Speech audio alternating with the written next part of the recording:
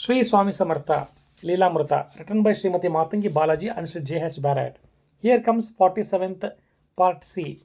A Brahmin was making huge profits in stock market, but he had not been blessed with the children. He went to Ganagapur with his family and prayed that he would be giving alms to 1,000 people if he was blessed with a child. By the grace of Sri Guru, a son was born to him. But the Brahmin suffered huge loss due to the stock market crash. He died of shock. His wife was very saddened that he could not fulfill her prayer to Sri Guru. Some advised her to go to Ganagapur and offer prayers to Sri Swami. While she was doing the same, she had a dream that if she had been to Akkalkote and fed Sri Swami Samartha, then her prayer would be fulfilled. She immediately left for Akkalkote and went to stand before Sri Swami with great reluctance. Sri Swami said to her, "Arrange food for me." She happily prepared and served the food, wonderful dishes to Swami. Sri Swami ought to be his heart's content and burped and blessed her, saying, "Now you have got the benefit of feeding 1,000 people." Appa Sahib Sabnis hailed from Pune. He and his wife were afflicted by evil spirits. They both started their journey from Pune to go to Ganagapur and render service to Sri Guru in order to escape the trouble. In the way, they visited the Akkalkote and received the darshan of Sri Swami Samarth, and they asked permission to continue the journey. Sri Swami said that he would be there solve the problem himself, and further said, "You should not go to Ganagapur," and immediately solved the problem and blessed them. A devotee named Balappa of Haveri in Karnataka state was a great devotee of Sri Swami Samarth. Before coming to Akkalkote, he would go to Ganagapura and offering prayers to Sri Guru. One such time he went to Ganagapura, he had a vision in which he instructed, "Go to Akkalkote, where you often come to Ganagapur and receive the darshan of Sri Swami Samarth." He immediately left for Akkalkote and spent the rest of life in the Akkalkote only. A Brahmin who was suffering from stomachache went to Narsomanwadi, prayed to Sri Guru and recited the Sri Guru Charita. One day he heard a voice saying, "I have reincarnated in Akkalkote. If you go there, your stomachache will be cured."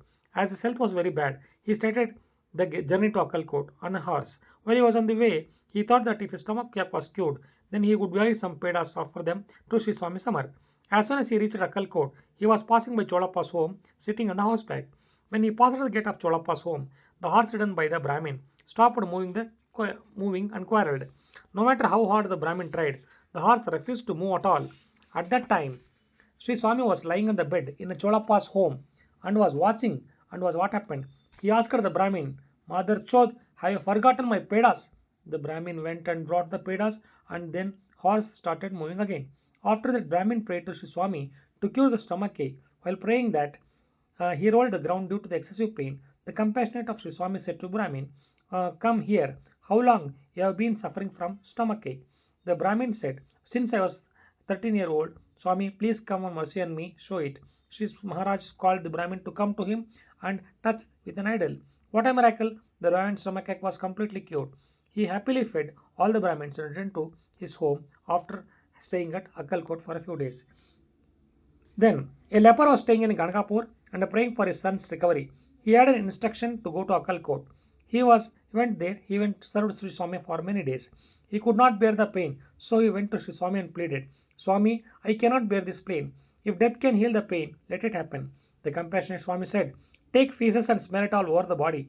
What a strange remedy! Without a second thought, he fell at Sri Swami's feet and bowed down, saying that he would be as well as that.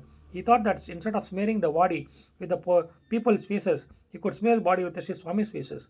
So he smeared Sri Swami's faces all over the body without any hesitation.